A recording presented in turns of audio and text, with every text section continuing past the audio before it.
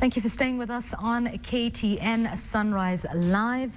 Now, as we promised you earlier on in the day today, we're going to be giving you some tips on just some areas of innovation and some areas of opportunities for you today. Now, agriculture has moved from just being mere subsistence farming to something that is a million shilling investment in this country for many.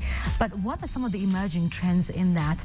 This is why the Eastern Africa Grain Council, together with Kabarak University, have come together to have an Agribusiness Day that starts tomorrow and on the 2nd as well at the Kabarak University. And today we're here to talk about that and some of those opportunities that it presents, and to be able to understand that. Of course, with me to discuss that, we have got Judah Arabet, who's the chair of the Eastern Africa Grain Council. Thank you for joining us. Good morning. As well as Gerald Masila, who's the executive director of the council. Thank you both for making the time to be with us this morning. Let's understand, first of all, I think the work of the Eastern Africa Grain Council. Gerald? Thank you very much. Eastern Africa Grain Council is a council of farms and organizations and stakeholders within the grain value chain. It brings together grain producers, grain traders, grain millers or processors who use grain as raw material to produce their finished goods, and also other service providers like input, finances, and so on and so forth. And so it's a membership organization, not for profit, and our main reason for existence is to address the common cross-cutting issues that sort of become a challenge to the sector, so that then the sector can operate in a good environment and can flourish and improve on the returns on investments by investors in the sector, and also be able to give very good quality, affordable commodities and products to the consumers. So by membership, and like you say, it's non-profit, it's all about, you know, just coming together and finding the best practice and to help all those involved in this industry. So I suppose part of that is this Agribusiness Day that is being held tomorrow at the Kabarak University. Perhaps you can tell us about that, Judah. This is an event which has been held for the last 5 years. East Africa Grain Council was formed in the year 2006. It is a forum where all these stakeholders come together to exchange and cross-pollinate on best practices, as you call it. That, yes. But the core mandate of East Africa Grain Council is to promote structured trade in agriculture, particularly grain. That's where we are called East Africa Grain Council. It is known that a lot of grain is wasted post-harvest, and we are informing the stakeholders the best practices to reduce post-harvesting losses. We also, as you said, want to see agriculture as a business. That's why we are calling it agri-business. It happens like any other industry that prices are elastic depending on the time of production and the time of no production. So prices tend to go down during the harvesting season and goes up during the lapse season. We do encourage our producers that they make use of the warehouse receipt system so that the supply and demand forces are in control. We can talk about successes. The warehouse receipt system is available through private warehouses and also our NCPP. Farmers who have practiced this have seen the benefits. That's one way of promoting business as agribusiness. Perhaps you can explain to us that warehouse receipt system and how that works, like you said, to stabilize the industry. Currently we have NCPB and Lesiolo as the major players. So if you are a producer, a farmer of grain, at that moment of production, you can keep your stock or your grain in one of the warehouses. When the prices stabilize, and we have information to that effect, management information system through our website called ratin.net, you can see the fluctuation of prices month per month within the Eastern Africa region. And we have monitors in all areas.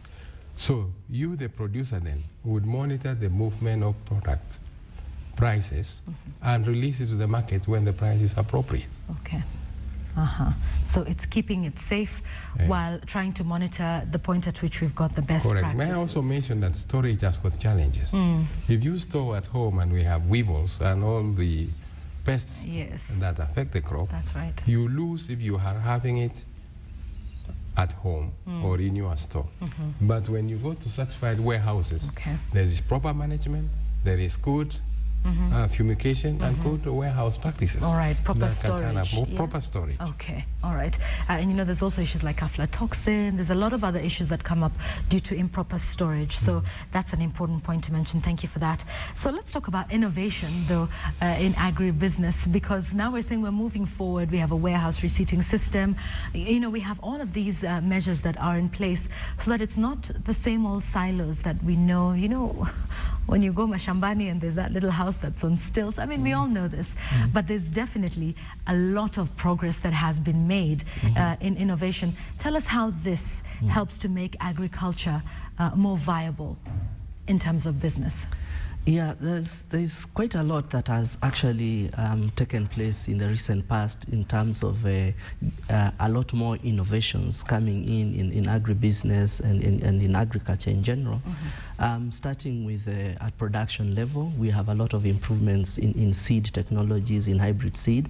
The only unfortunate bit is that we are not actually optimizing and getting to use the seeds and the inputs properly, which actually give us an opportunity as a region to double our production of agricultural produce.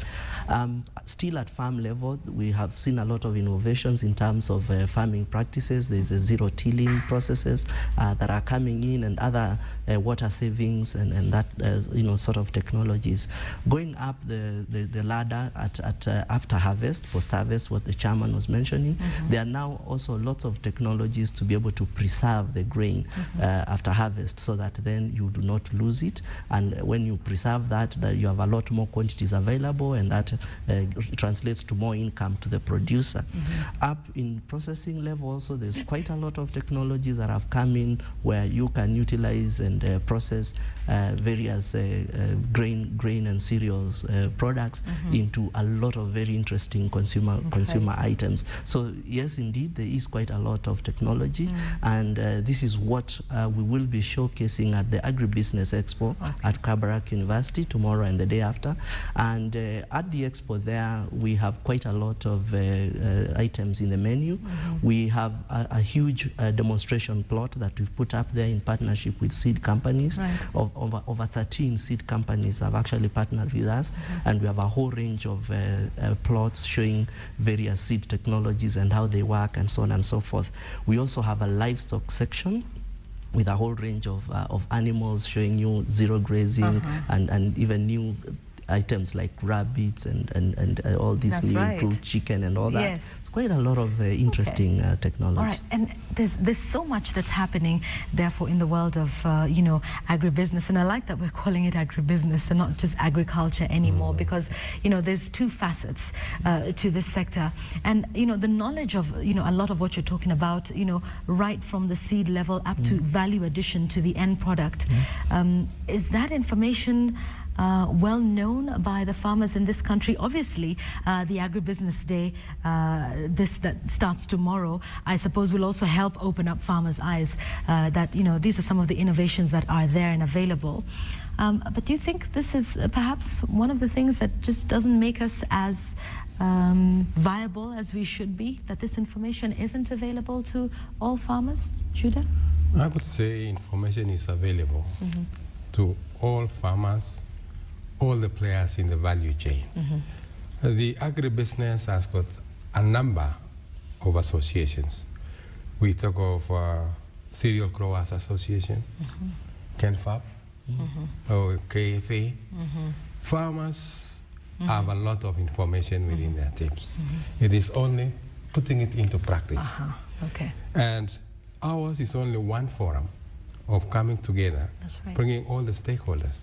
We have the millers there, we have the traders, we will have the farmer, we have the service providers. So this coming together, as I say, to exchange knowledge on the best practices. And this is not only done in Kenya, we do it within the Eastern African countries. Right. Kenya, Uganda, Tanzania. Okay. This has been an annual event. I see. So this happens also in the other East African countries? Yes, the other month we were in Arusha. Okay. And thereafter we were in Basindi in Uganda, and this time now in Kabarak. We were here last year again. Okay, all right. And that's great, sharing knowledge across the three East Africa. I mean, you are the Eastern African Grain Council, yes, so obviously this is expected. And it's what we're talking about, execution of this.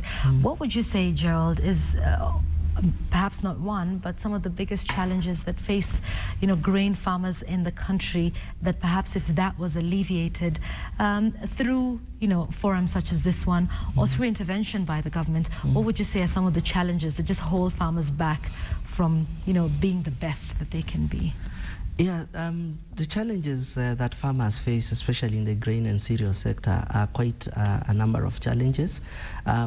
At production level, we have challenges of production and productivity, to the extent that our productivity levels as a country and as a region are not as they should be, and also the total production.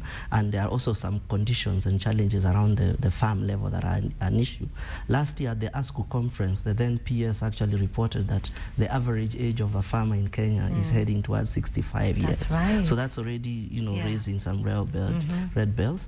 And then again, the fact that production is smallholder dominated, that already structurally brings in quite a lot of issues in terms of scales of operation, cost of production, and really as a region and as a country, our costs of production are a bit too high. And we actually fear that if you have a lot more taxes, VAT on inputs and all that, you're going to get our costs too high, and we'll start being uncompetitive in the region, and that is a big challenge. Going up the ladder in marketing, we also have big issues of marketing, access to markets, especially for smallholder farmers. They do produce, but a lot of times getting their produce to the market or getting into organized marketing channels is a problem. As a result, farmers end up having to part with their produce at farm gate, usually at very low prices, and that means then the incomes that they get are not as good as they are, and that becomes quite discouraging in terms of the whole process.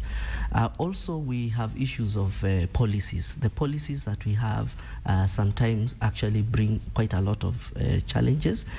Policies, especially from government, in terms of supporting production, export, import, trade, and especially trade, because trade is extremely important for the one reason that at any one time in Eastern Africa, between January to December, there's a place where they're harvesting some cereals. That's right, and there's a place where there is a shortage. Yes. If you had good trade taking place, then farmers would then have a bigger market, the whole East Africa market of an estimated over 144 million people.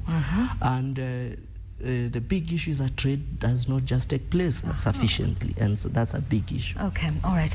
Solutions then. What would it take, Judah, for us to commercialize this agribusiness so that we can fill some of the gaps that Gerald has been explaining, so that we can have, constant supply? We don't have areas that have shortage, yet we know in other parts of the country, in other parts of the region, perhaps, there's just been a bumper harvest. But just, aside from that, but just what we need to put in place, do you think, to make this a very commercially viable avenue, and perhaps to even draw in younger people? Surely, 65-year-olds as farmers. I mean, farming is not something that is considered by 30, 40, 50-year-olds. And I think we need to change that perception. Don't you agree? As we look at agriculture as a business, and as a businessman, you look at the bottom line. When the bottom line is increased, that's when more will be encouraged to be in agriculture or agribusiness. You are very right to say we have areas of surplus and we have areas of deficit. It is by information that people will get to know that in this part of the country there is a deficit, and in this area there is a surplus. And that is the mandate of East Africa Grain Council, to inform all, not only the producer but even also the consumers, as well as the processors, the millers, And now with the infrastructure being put in place, as we see our good roads coming up, the investment on the railway, that would mean goods or grain produced in Kitale can reach Nairobi in the shortest time possible when the roads are okay, when the railway is working. And we are not only talking about Kenya. A few years back, not more than 3 years ago, we had a deficit in Kenya, and there was a surplus in the neighboring country. What was probably disappointing to many was that that country put an embargo, no exports. That's right. Yet they had a surplus. Farmers lost in that country. So we should While look at we were here. while we are here in need and even importing it from far distant places, and the price is going up.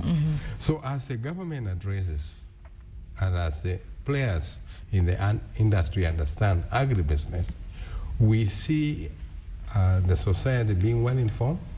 We see each and every person looking at agriculture indeed as a business. We talk of small-scale farmers, and this is something which needs to be a policy issue. There is a lot of land subdivision into smallholder. Yes, that's right. We are reducing productive land into household, into homes, or into villages, small subsistence farming, right? Skuma wiki, and which is not bad, but yes, it's not bad. Doesn't feed the country. So we need to find an alternative way of land consolidation that would allow large-scale farms that you can use the latest technology. A tractor can go a better distance than around it, and using the hoe to produce. Right, yes. Again, there is the element of using the volumes.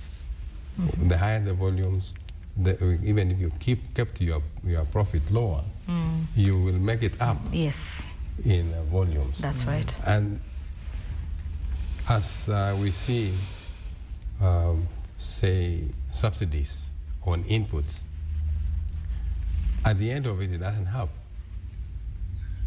Because again, if there is no proper management of the grain right through, and that's why we are advocating warehousing, then the farmer will still sell it at throwaway price. That's right, and the subsidies won't have made a difference. It won't make a difference. Okay, Gerald, let's finish with you and just remind us again why we need to attend this agribusiness, because we've talked about the challenges, we've talked about where the solutions lie, and just understanding what's happening with agribusiness in the country. But as we come tomorrow and on Friday, tell us what to expect. I think as people and stakeholders come to Kabarak University tomorrow to attend the EAGC Agribusiness Expo, we will all perhaps be having one question, and this is a question that was posed by the Deputy President at their swearing-in ceremony. And this is when he said that what is in the minds of the hustlers and sufferers is, when are we going to see the price of unga coming down? And for the price of unga to come down, several things need to happen. And these are part of the things that we'll be looking at this Agribusiness Expo. We'll be looking to see how can you bring down the cost of production for the farmer, what technologies are available for the farmer to use and how can they use them, what other systems are in place in terms of warehousing, like Chairman explained, that can be used, what are the innovative financing products that have now been developed in the recent past that allow a lot more investments in agriculture, because agriculture has been starved of investments for long, to the extent that the statistics we get is that it's only 1% of the total amount lent out that goes to agriculture. So we will be seeing how can we get financial institutions to partner a lot more with farmers. How can farmers organize themselves into farmer groups, and then through organizing themselves be able to access credit and access other services. And so it's going to be quite exciting. We are having the whole range of stakeholders coming. Farmers will be there, service providers are there, the banks, the seed companies, international also development agencies, millers, processors, people who get grains to produce breakfast cereals. They are all there. We are all there. I want to send an invitation to everyone that all roads lead to Kabarak University tomorrow. And thereafter in October, we are having the African Grain Trade Summit in Mombasa on 1st to the 3rd of October at the White Sands Hotel, to discuss a lot more the policy issues that can actually make us get unga price coming down and affordable by our people. Thank you. Thank you very much. Sounds like one of those informative expos that we definitely must attend. Gerald Masila, thank you very much. Executive Director of the Eastern Africa Grain Council, together with the Chairman of the board there, Judah Arabet. Asanteni sana for coming in. Been talking about that Eastern Africa Grain Council Agribusiness Expo that kicks off tomorrow and goes through to Friday. If you want to meet all the stakeholders in this particular one, this is the one where you get to learn about best practice in agriculture and making it a viable commercial venture as opposed to the subsistence farming. We say there's nothing wrong with that, but there's always the opportunity to take it a notch higher and make it more innovative based. So please do make sure you attend that if you can. All roads, like we said, lead to Kabarak University. That starts tomorrow and goes through to the 2nd of this month. I thank my guests so much for coming in and giving us information on how we can all bring the price of unga down. This is one of those initiatives. So please do make sure you participate if you can.